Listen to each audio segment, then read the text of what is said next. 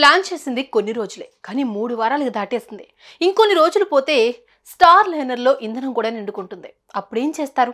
అంతర్జాతీయ అంతరిక్ష కేంద్రంలో భారత సంతతికి చెందిన ఆస్ట్రోనాట్ సునీత విలియమ్స్ చిక్కుకుపోయిన ఘటన అంతర్జాతీయంగా ఆందోళన పెంచుతోంది. స్టార్ లైనర్ అంతరిక్ష నౌకలో ఉన్న వ్యోమగాములు సునీత విలియమ్స్, బుచ్ విల్మోర్ ఎప్పుడు తిరిగొస్తారో ఇప్పటికీ తెలియని పరిస్థితి. ఇంతకీ అంతరిక్షంలో సునీత విలియమ్స్ పరిస్థితి ఏంటి? ఆమె స్పేస్లో చిక్కుకుపోయినట్లేనా? నాసా చేసిన మిస్టేక్ ఏంటి?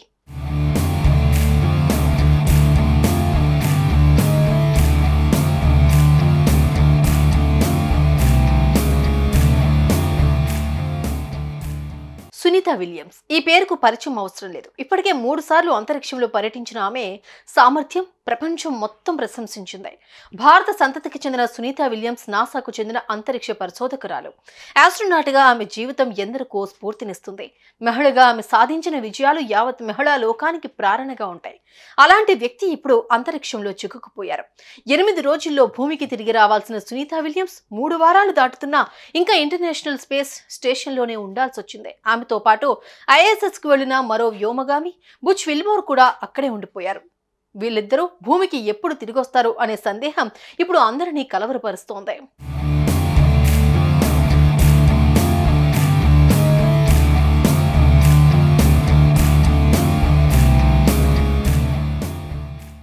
సునీత విలియమ్స్, బుచ్ విల్మోర్లు జూన్ 5న ప్రారంభమైన టెస్ట్ ఫ్లైట్ స్టార్ లైనర్లో అంతర్జాతీయ అంతరిక్ష కేంద్రానికి ప్రయాణమయ్యారు. అయితే స్టార్ లైనర్లో హీలియం లీక్లు, థ్రస్టర్ వైఫల్యాలు వంటి అనేక సమస్యలు ఎదురయ్యాయి.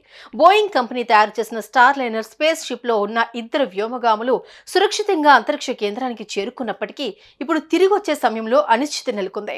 మిషన్ వ్యవధి దాటేసి వారాల సమయం అవుతోంది. ప్రారంభంలో కొన్ని రోజులు మాత్రమే ఉండేలా ప్రణాళిక చేసింది నాసా. కానీ మిషన్లో ఎదురైన సాంకేతిక సవాళ్లతో వీళ్లు భూమికి ఎప్పుడు తిరిగి వస్తారో కూడా అర్థం కాని పరిస్థితి ఏర్పడింది. ఇప్పుడు అందులో చిక్కుకుపోయిన ఆస్ట్రోనాట్ల ఆరోగ్యంపై ఆందోళన మొదలైంది. మైక్రోగ్రావిటీ, రేడియేషన్, ప్రత్యేక వాతావరణ పరిస్థితుల వల్ల వ్యోమగాములు అనారోగ్యం బారిన పడే అవకాశాలు కనిపిస్తున్నాయి. గురుత్వాకర్షణ ప్రభావం లేకపోవడంతో రక్తపోటు నియంత్రణపై ప్రభావం పడే అవకాశాలు ఉన్నాయి. అలాగే ఎముకల బలహీనత ఏర్పడవచ్చని తెలుస్తోంది. కిడ్నీల వ్యవస్థపైన ప్రభావితం పడుతుందని సమాచారం. కాల్షియం పెరిగిపోయి మూత్రపిండాల్లో రాళ్లు ఏర్పడడం వంటి సమస్యలుంటాయని తెలుస్తోంది.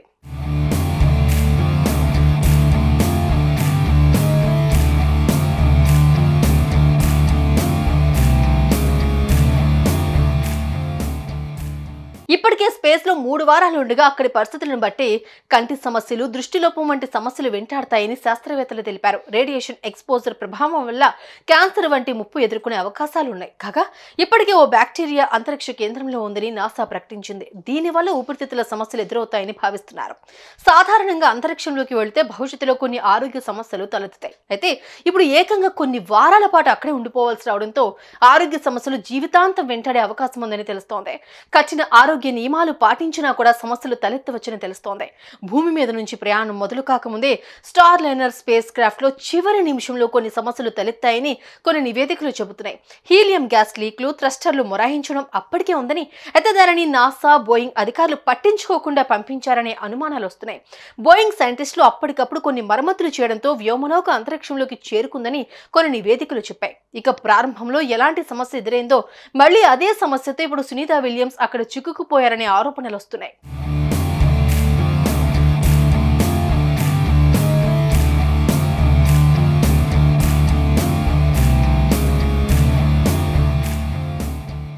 అయితే స్టార్ లైనర్లో సమస్యలు ప్రస్తావించక ముందు సునీత విలియమ్స్ గురించి అంతర్జాతీయ అంతరిక్ష కేంద్రం నుండి ఓ సమాచారం వచ్చింది.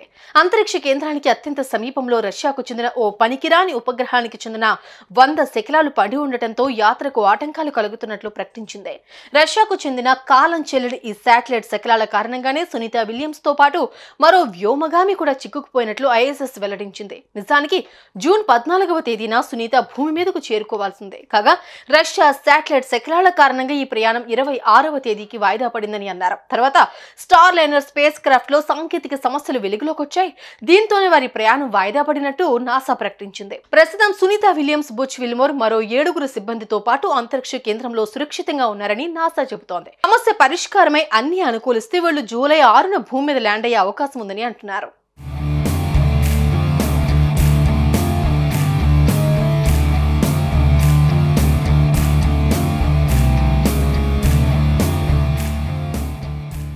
బోయింగ్, నాసాలు కలిసి స్టార్ లైనర్ థ్రస్టర్ లోపాలను బాగా అర్థం చేసుకోవడానికి న్యూ మెక్సికోలో గ్రౌండ్ టెస్టులను నిర్వహించే పనిలో ఉన్నాయి. Boeing vice president, program manager Mark Nappi ఈ పరీక్షల ప్రాముఖ్యతపై వివరాలు వెల్లడించారు. న్యూ మెక్సికోలో జరిగే ఈ పరీక్ష ఇచ్చే సమాధానాలు వారి సురక్షితంగా భూమిపైకి చేరుస్తాయని అంటున్నారు. ఈ పరీక్షల వల్ల 80% సమాధానం వస్తే అంతరిక్ష కక్షలో ఉన్న స్టార్ లైనర్ లో డాక్ చేసిన హాట్ ఫైర్ టెస్ట్ తో 100% సమాధానం దొరుకుతుందని, అయితే ఈ సమాచారం పొందగలిగేలా స్టార్ లైనర్ అక్కడ ఉండాలని నాసా కోరుకుంటున్నట్లు తెలిపారు. ఇప్పటికే అంతరిక్ష కేంద్రంలో ఉన్న ఇంజనీర్లంతా స్టార్ లైనర్ లో సాంకేతిక సమస్యలను పరీక్షిస్తూ ఎప్పటికప్పుడు సమాచారాన్ని భూమికి పంపిస్తున్నారు. ఈ వాహనం అంతరిక్షంలో ఉండగానే భూసార పరీక్షలను నిర్వహించడం లక్ష్యంలో భాగంగా థ్రస్టర్లు పనిచేయకపోవడానికి గల కారణాలను తెలుసుకోవడానికి న్యూ మెక్సికోలో కూడా ప్రయత్నాలు చేస్తున్నారు. ఇక అటు నింగిలో ఇటు భూమిపైన చేస్తున్న పరీక్షల ఫలితాల తర్వాత గానీ సునీత విలియమ్స్ ఎప్పుడు తిరిగి వస్తారో తెలుస్తుంది.